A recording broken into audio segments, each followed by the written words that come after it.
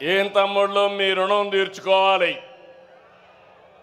కూటమి ప్రభుత్వం ఏర్పడ్డాక మొదటి మహానాడు దేవుని కడపలో జరిగింది.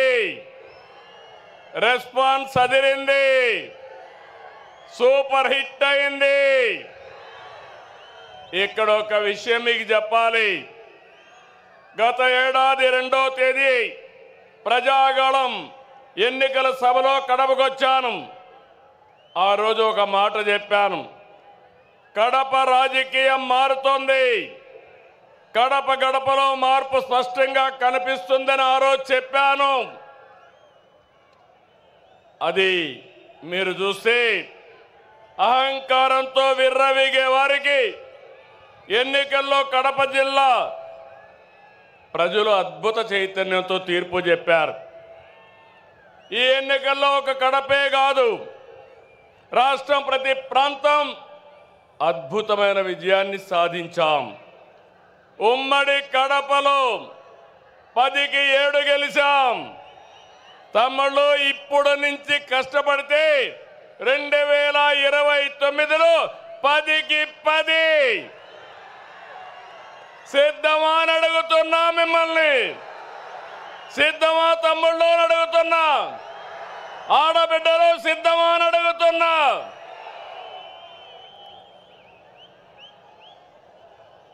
ఈ ఎన్నికల్లో రాయలసీమ ప్రజలు అద్భుతమైన తీర్పిచ్చారు.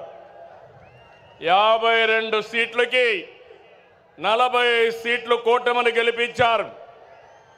ఇందులో టీడీపీ 40 దాకా గెలిపించారు.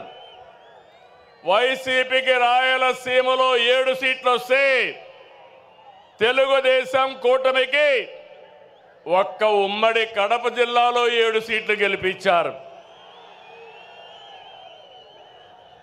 ప్రజా తీర్పు మళ్ళీ మనకు ఒక బాధ్యత గుర్తు చేసింది.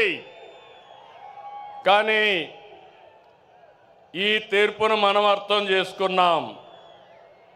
ఓడిపోయిన పార్టీ ఇప్పటికీ అర్థం చేసుకోలేదు, అర్థం చేసుకోదు కూడా. అధికారం కోసం పుట్టిన పార్టీ కాదు తెలుగుదేశం పార్టీ. ప్రజల జీవితాల్లో మార్చడానికి, మార్పు తేవడానికి పుట్టిన పార్టీ తెలుగుదేశం పార్టీ. అవునా కాదా అని మిమ్మల్ని అడుగుతున్నా. అవునంటే గట్టిగా చెప్పండి, చప్పట్లు కొట్టి. నా సుదీర్ఘమైన రాజకీయ జీవితంలో నేను చూశాను, ఎప్పుడు కూడా ప్రజలంతా కూడా అభివృద్ధిని, సంక్షేమాన్ని కోరుకుంటారు. ఇంకో పక్క పార్టీ ఎలా ఉండాలో, పాలన ఎలా ఉండాలో చెప్పడంలో తెలుగుదేశం పార్టీ ప్రస్థానం ఒక కేస్ స్టడీ.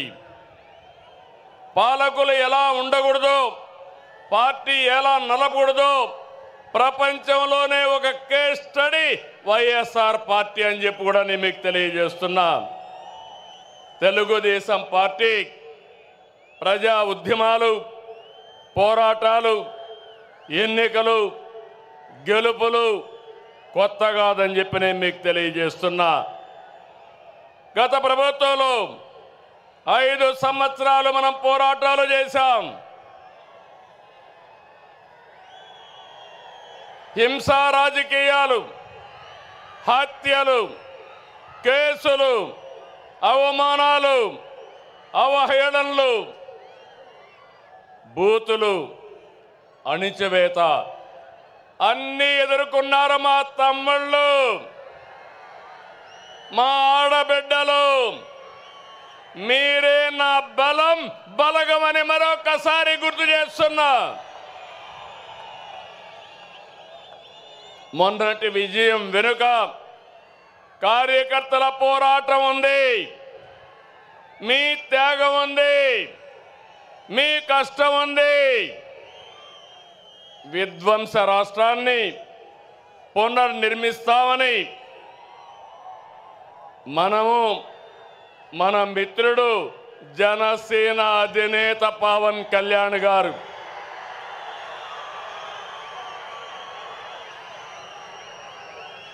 అదే మరిగా నరేంద్ర మోడీ గారి నాయకత్వంలో ఉన్న బీజేపీ ముగ్గురు కలిసాం, కూటమి ఏర్పాటు చేశాం. తమ్ముళ్ళు, అది చేస్తే దాని ప్రభావం అంతా ఇంత కాదని మరొకసారి విజ్ఞప్తి చేస్తున్నా. 94% స్ట్రైక్ రేట్, 57% ఓట్ షేరు, అదిరిపోయే మెజారిటీలు. ఒకప్పుడు ఎన్నికల అసెంబ్లీ అంటే 10,000, 15,000 మెజారిటీ వచ్చేది. మొన్న ఎన్నికల్లో కొత్త వాళ్ళకి సీట్లు ఇచ్చిన 83 మందికి 30,000 మెజారిటీలు వచ్చాయి. 30 మందికి 50,000 మెజారిటీ వచ్చింది. 10 మందికి 70,000 వచ్చింది.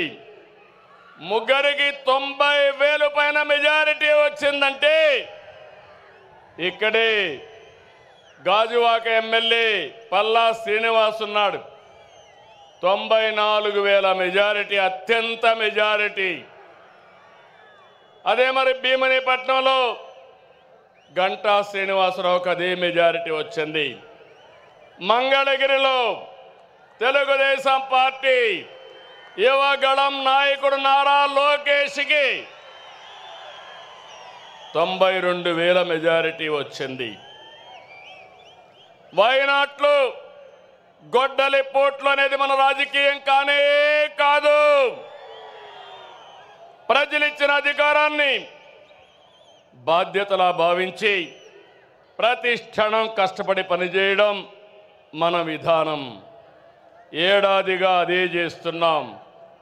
సరిగ్గా ఏడాది క్రితం రాష్ట్రంలో చిమ్మ చీకట్లలో అస్తవ్యస్త పరిస్థితిలో ఉంది. విధ్వంస పాలనతో రాష్ట్రం 30 సంవత్సరాలు ఎన్నికెళ్ళింది. తమ్ముళ్ళు, 10 లక్షల కోట్ల రూపాయల అప్పులు, 1,20,000 కోట్ల రూపాయలు బకాయిలు, వడ్డీని 40,000 కోట్లు సంవత్సరానికి. ఇది కాకుండా అసలు కట్టాలి, మళ్ళా మీ అందరికీ పనులు చేయాలి. ప్రభుత్వ ఉద్యోగాలకి జీతాలు ఇవ్వలేని పరిస్థితి. అయితే కష్టాలు చూసి బెదిరిపోలేదు, సవాళ్లను చూసి పారిపోలేదు. అనుభవంతో ఆలోచించాను. తమ్ముళ్ళు, క్లేమోర్ మైన్స్కే భయపడని నేను సమస్యలకు భయపడతానా అని మీ అందరికీ విజ్ఞప్తి చేస్తున్నా. ఆ మనోధైర్యంతోనే ముందుకు పోయాం. ఇటుక ఇటుక పేర్చుతూ విధ్వంసమైన రాష్ట్రాన్ని పునర్నిర్మాణం వైపు ముందుకు పోతున్నాం. ఏడాదిలో ఎన్నో సంక్షేమ కార్యక్రమాలు, అభివృద్ధి కార్యక్రమాలు చేసి మన సత్తా చూపించే కార్యక్రమంలో ముందుకు పోతున్నాం. నేను ఒకటే ఎన్నికల ముందు చెప్పాను, అభివృద్ధి, సంక్షేమం, సంపద సృష్టి, నిరంతరం ఈ పేద ప్రజల జీవన ప్రమాణాలు మెరుగుపరచడం నా జీవిత ఆశయం అని చెప్పి కూడా నేను మీకు తెలియజేస్తున్నా. ఈరోజు మీరు చూడండి, సంపద సృష్టించడం తెలిసిన పార్టీ తెలుగుదేశం పార్టీ. సంక్షేమ కార్యక్రమాలకు